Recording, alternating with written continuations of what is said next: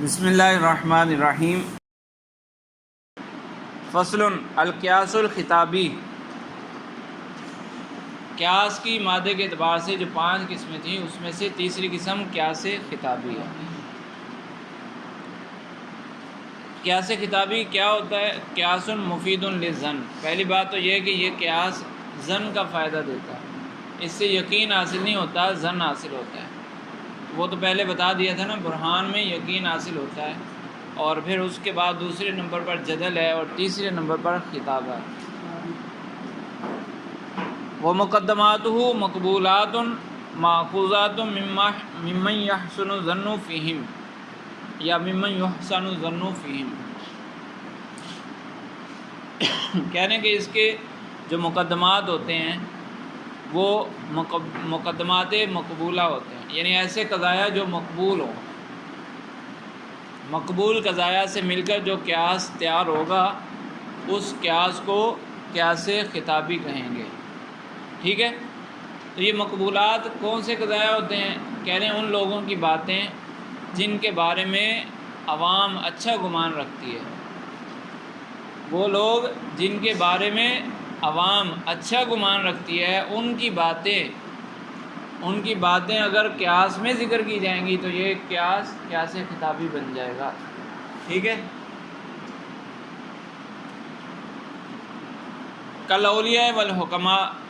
اب وہ اولیاء بھی ہو سکتے ہیں، حکماء بھی ہو سکتے ہیں۔ اولیاء کی باتیں بھی لوگوں کا ان کے بارے میں حسن ظن ہوتا ہے، یعنی حسن ظن دینی اعتبار سے ہوگا یا دنیاوی اعتبار سے۔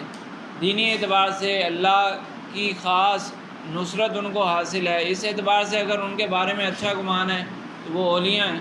اگر دنیاوی اعتبار سے ہو، یعنی ان کی عقل کے اعتبار سے یہ عاقل شخص ہیں، عقل مند ہیں، ہوتے ہیں نا عقل مند لوگ، تو ان کی بات معتبر ہوتی ہے۔ فلاں شخص نے کہہ دیا تو اس کی بات ایک حیثیت رکھتی ہے، پاور رکھتی ہے۔ سائنسدان جیسے بول دیتے ہیں۔ حکماء جو یہاں مثال لکھی ہے اس سے مراد وہی عقل مند لوگ جو عاقل ہے، کسی بھی فن میں جو ایک امام کی حیثیت رکھتے ہیں وہ سارے اس میں شامل ہو جائیں گے۔ تو دینی اعتبار سے چاہے دینی مرتبہ حاصل ہو یا دنیاوی مرتبہ حاصل ہو، جس کی وجہ سے لوگ ان کے بارے میں اچھا گمان رکھتے ہیں تو ان کی باتیں مقبول کہلاتی ہیں۔ اچھا گمان رکھتے ہیں تو ظاہر سی بات ہے جب وہ ایک بات کرے گا تو سارے لوگ اس کو مانیں گے، قبول کریں گے۔ وَأَمَّا الْمَأْخُوذَاتُ مِنَ الْأَنْبِيَاءِ عَلَيْهِمْ وَعَلَى نَبِيِّنَا الصَّلَاةُ وَالسَّلَامُ۔ اولیاء سے ماخوذ باتیں، اولیاء کے اقوال وہ تو مقبول ہے، اس سے ظن کا فائدہ حاصل ہوتا ہے۔ تو پھر انبیاء علیہم السلام، ان کے بارے میں ان کی باتیں وہ بھی تو مقبول ہوتی ہیں نا، انبیاء کی باتیں بھی تو مقبول ہوتی ہیں، تو کیا وہ بھی اس میں شامل ہوں گی؟ تو بعض منطقیوں نے ان چیزوں کو بھی اسی میں شامل کیا، انبیاء سے حاصل شدہ باتوں کو بھی اسی میں شامل کیا۔ بعض نے اس کا کوئی فرق نہیں کیا، بس مطلقاً کہہ دیا کہ مقبول باتیں چاہے کسی کی بھی ہوں۔ تو صحیح قول یہی ہے کہ انبیاء کے جو اقوال ہوتے ہیں وہ مقبول نہیں ہیں، مقبول سے اوپر والا درجہ رکھتے ہیں، کیونکہ یہ جو قیاس خطابی ہے یہ تو ظن کا فائدہ دیتا ہے نا، تو انبیاء کی باتیں وہ تو یقینی ہوتی ہیں، نا، تو اس لیے وہ یہاں شامل نہیں ہوں گی، وہ برہان میں شامل ہوں گی، قیاس برہانی میں شامل ہوں گی، ٹھیک ہے؟ اس لیے انہوں نے کہا وَأَمَّا الْمَأْخُوذَاتُ مِنَ الْأَنْبِيَاءِ عَلَيْهِمْ وَعَلَى نَبِيِّنَا الصَّلَاةُ وَالسَّلَامُ۔ انبیاء کرام علی نبینا علیہ الصلاۃ والسلام، علی نبینا وعلیہم الصلاۃ والسلام، ہمارے نبی اور دیگر تمام انبیاء پر درود و سلام ہو، ان تمام انبیاء کی باتیں فلیست من الخطابتی، یہ خطابہ میں شامل نہیں ہیں، لأنہا اخبارات صادقۃ، کیونکہ وہ سچی اور یقینی خبریں ہیں، من مخبر صادق، سچی خبریں سچے لوگوں سے جو صادر ہوئی ہیں، سچے لوگوں کے اقوال ہیں، ان کی باتیں بھی سچی ہیں، یقینی ہیں، اور وہ خود بھی سچے ہیں، وہ خود بھی سچے ہیں. سچے کیسے ہیں؟ دل علی صدقی المعجزات، ان کے سچے ہونے پر معجزے دلالت کرتے ہیں. انبیاء کے سچے ہونے پر معجزے دلالت کرتے ہیں. تو جب وہ خود سچے ہیں تو ان کی باتیں بھی سچی ہیں، لہٰذا وہ سچی باتیں یقینی ہوئیں، اور یقینی باتیں پھر شامل ہوتی ہیں برہان میں. ولا مجال للوہم فیہا، اور انبیاء کی باتوں میں وہم نہیں آ سکتا. جو ظن ہوتا ہے، یہ آپ آگے پڑھیں گے علم کی. ابھی تو آپ نے 2 قسمیں پڑھی نا، تصور اور تصدیق. تو آگے پھر آپ اس کی تفصیلی تقسیم پڑھیں گے، جس میں سے کچھ اقسام تصور بنیں گی اور کچھ اقسام تصدیق بنیں گی. تو ان تفصیلی اقسام میں پھر یہ بتایا جائے گا کہ ایک جملے کی 2 جانبیں ہوتی ہیں. ایک جانب 2 جانبیں ہوتی ہیں، تو دیکھا جائے گا ایک جانب، دونوں جانبیں برابر ہیں. جس کو آسانی سے سمجھنا ہو تو 50-50% ہے. یعنی ایک جملہ کا زید قائم، تو اب قیام زید کا کھڑا ہونا اور زید کا کھڑا نہ ہونا، یہ 50-50% ہے. اس کو کہتے ہیں شک. اور اگر اس میں دونوں جانبوں میں سے ایک کو ترجیح مل جائے اور دوسرا کم ہو جائے، یعنی 80% ذہن کہتا ہے، 80% کہتا ہے کہ زید کھڑا ہوگا، لیکن 20% خیال آ رہا ہے کہ وہ کھڑا نہیں ہوگا. اس بندے نے کہا کہ زید قائم، تو 80% تو ذہن مان رہا ہے کہ زید کھڑا ہوگا، لیکن 20% خیال آ رہا ہے کہ وہ کھڑا نہیں ہوگا. تو یہ جو 20% ہے وہ اس کو کہتے ہیں وہم، اور جو 80% ہے اس کو کہیں گے ظن. ٹھیک ہے، دوبارہ بتا دوں. اچھا، کسی شخص نے کہا زید قائم، آپ نے سنا، آپ کو سن کر جب آپ نے سنا تو آپ کا ذہن کہتا ہے کہ جب یہ کہہ رہا ہے کہ زید کھڑا ہے تو کھڑا ہوگا. اگر بالکل پکا یقین ہو گیا تو یہ تو 100% ہو گیا نا. لیکن اگر شک پیدا ہو جائے، شک کیا ہوتا ہے؟ یار اس بندے کا کوئی اعتبار نہیں ہے، یہ جو بات کرتا ہے اس کا کوئی اعتبار نہیں. تو ہو سکتا ہے زید کھڑا ہو سکتا ہے زید نہ کھڑا ہو، دونوں 50-50 ہو گئے تو یہ شک ہے. لیکن ایک بندہ ہے جو جھوٹا مشہور نہیں ہے، وہ عموماً جھوٹ نہیں بولتا، تو پھر یہ دیکھا جائے گا، پھر ذہن تقریباً قبول کر لیتا ہے، لیکن تھوڑا سا خیال آ رہا ہوتا ہے نا کہ شاید نہ کھڑا ہو. اس نے تو بول دیا کہ زید کھڑا ہے، تو شاید نہ کھڑا ہو. 80% تو ہے کہ کھڑا ہے، لیکن 20%، 15%، 25%، 30% ذہن میں یہ بات آ رہی ہے کہ شاید وہ نہ کھڑا ہو. تو یہ جو 30% ہوگا، 20% یا 15% ہوگا، اس کو بولتے ہیں وہم. اور جو دوسرا ہوگا یعنی 50 سے ابو کیا ہوگا؟ ظن.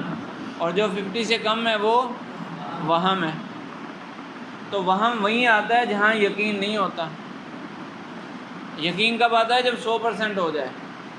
100% ہو تو یقین ہوگا. اور اگر 100% نہ ہو، اگر وہم آ جائے تو پھر وہ 100% رہے گا. وہم کیا ہے؟ 50 سے کم. 50 سے کم وہم ہے نا. تو جہاں وہم آ جائے وہاں یقین ہو سکتا ہے، کیونکہ ایک 50 سے کم ہو گیا تو دوسرا زیادہ سے زیادہ 50 سے زیادہ ہوگا، 100 تو نہیں ہو سکتا نا.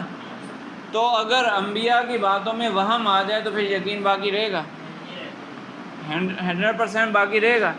تو اس لیے کہا کہ انبیاء کی خبریں سچی ہوتی ہیں. ولا مجال للوہم فیہا، وہاں وہم آ ہی نہیں سکتا. وہم آئے گا تو پھر وہ یقین نہیں رہے گا، پھر وہ 100% نہیں رہے گی نا خبر. تو انبیاء کی خبروں میں کبھی وہم آ ہی نہیں سکتا. حتیٰ یتطرق الیہ الخطأ والخلل، کہ ہم کہیں کہ ان سے خطا ہو گئی ہو، یا اس خبر میں خطا ہے. وہم کب آتا ہے؟ خطا سے وہم آتا ہے نا، یعنی خطا کا احتمال ہو تو وہاں وہم پیدا ہوتا ہے. یا خلل غلطی کا احتمال ہو، وہم پیدا ہوتا ہے۔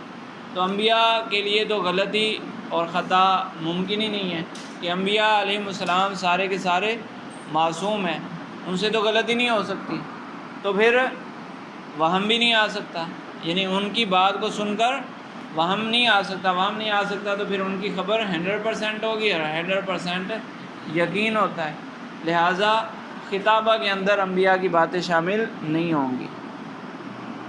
فالقیاس المرکب منہا برہانی قطعی المقدمات، تو انبیاء کی باتوں سے ملا کر جو قیاس بنایا جائے وہ قیاس برہانی ہوگا اور اس کے مقدمات قطعی یقینی ہوں گے۔ سمجھ آ گئی؟ اور خطابہ میں پھر کیا شامل ہوگا؟ قیاس خطابی میں ظنی مقدمات، مقبول مقدمات شامل ہوں گے۔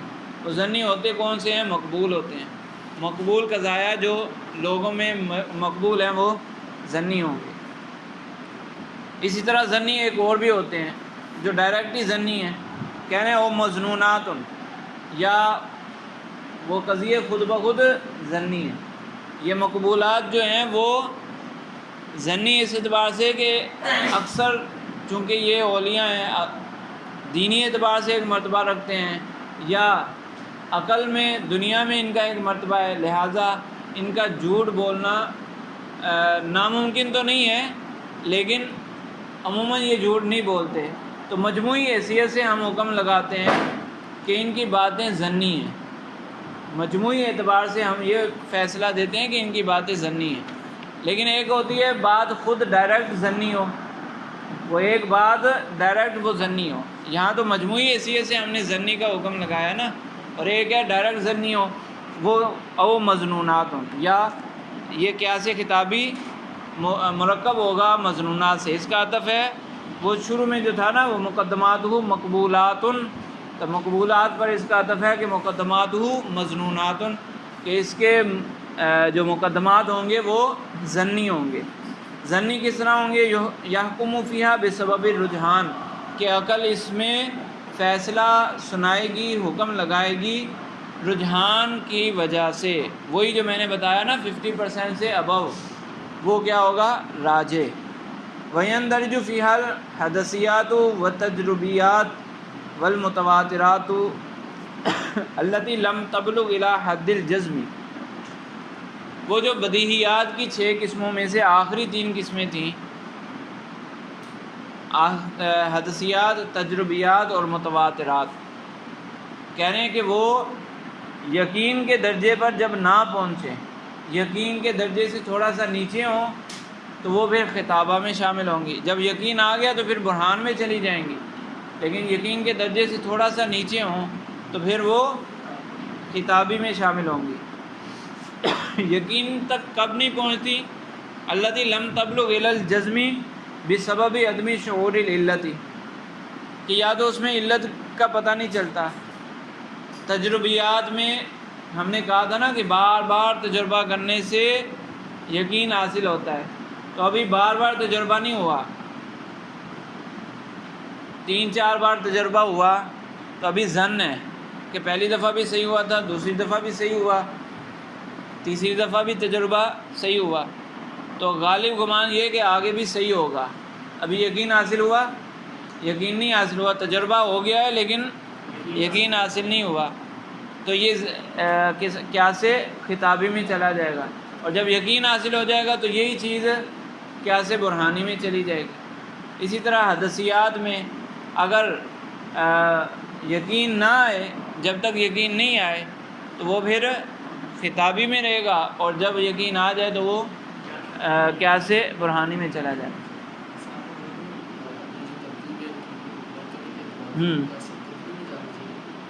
کیسے؟ کیوں؟ یقین حاصل ہو گیا تو یقینی مقدمات کہاں ہوتے ہیں؟ نہ ہو، وہ برہان جو ترتیب میں نے درجہ بتایا تھا وہ برہان جدل خطابہ اس کا درجہ بتایا تھا، یہ جو 6 تھے ان کا درجہ تھوڑی بتایا تھا۔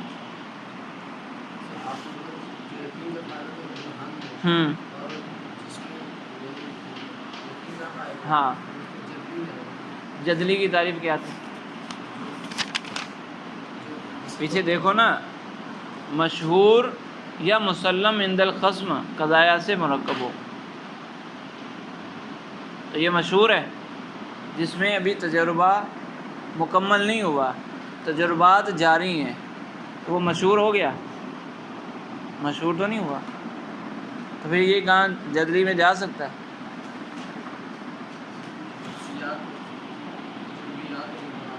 اسی کی بات کر رہا ہوں، تجربیات، اس میں کیا ہوتا ہے، تجربہ کرنے سے ہی یقین حاصل ہوتا ہے نا۔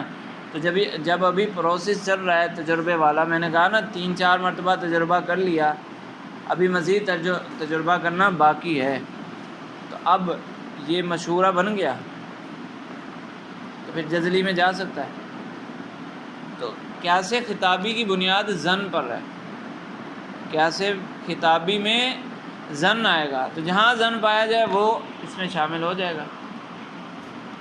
تو جو درجے بتائے تھے وہ اس اعتبار سے بتائے تھے نا کہ اگر ان کو آپس میں دیکھا جائے، برہان، جدل، خطابہ، ان کو آپس میں دیکھا جائے تو پہلے درجے پر برہان ہے۔ یہ تو نہیں کہا تھا کہ برہان کے اندر جو قسمیں ذکر ہوئیں، مقدمات کی قسمیں ذکر ہوئیں، وہ اگر نیچے گر جائیں تو پھر جدل میں جائیں گے، ایسا تو نہیں کہا تھا۔ صحیح ہے؟ اچھا، او عدمی بلوغی عدد المخبرین الی مبلغ التواتر، اسی طرح متواترات میں کیا تھا کہ اتنے لوگ خبر دیں کہ جن کا جھوٹ پر جمع ہونا عقل محال سمجھے، تو اس سے پہلے ابھی اتنے لوگوں نے خبر نہیں دی۔ مثال کے طور پر 50 لوگوں کے خبر دینے سے ہمیں یقین حاصل ہوا، تو جب 40 نے خبر دی تھی تو پھر وہ کہاں جائے گا؟ اس حالت میں کہاں جائے گا؟ خطاب میں، ٹھیک ہے؟ حدثیات میں بھی ایسے کہ اگر یقین حاصل نہیں ہو، علت معلوم نہ ہو، اچانک بات تو ذہن میں آ گئی، بعض اوقات ایسا بھی ہوتا ہے نا، بات ذہن میں آ گئی لیکن پھر بھی بندہ کشمکش میں ہوتا ہے کہ پتہ نہیں یہ صحیح ہے یا نہیں، تو اگر ایسا ہو تو یقین حاصل نہ ہو، بس مقصود کیا ہے؟ ظن اور یقین کا فرق ہے کہ ظن ہوگا تو قیاس خطابہ، اور اگر یقین ہو جائے تو برہان۔ اچھا جی،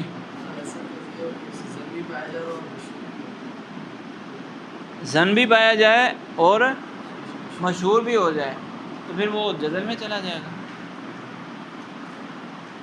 جب مشہور ہو گیا تو پھر جدل میں چلا جائے گا نا۔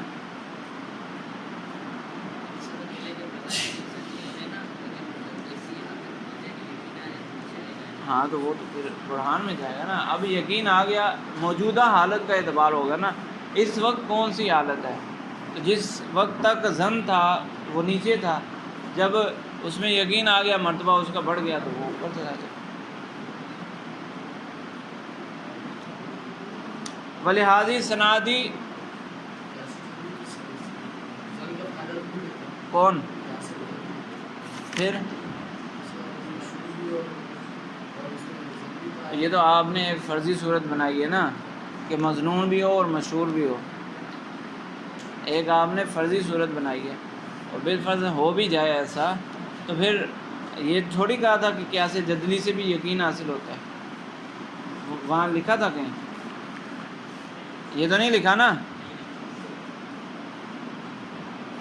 اس کا مقصد بھی بتا دیا کہ یا تو سامنے والے کو خاموش کروانا ہوتا ہے یا اپنی بات کو محفوظ رکھنا، اپنی رائے کو محفوظ رکھنا، تو پھر یقین کا تو اس میں کوئی دخل نہیں ہے، وہ یقین اور ظن کے درمیان ایک چیز ہے۔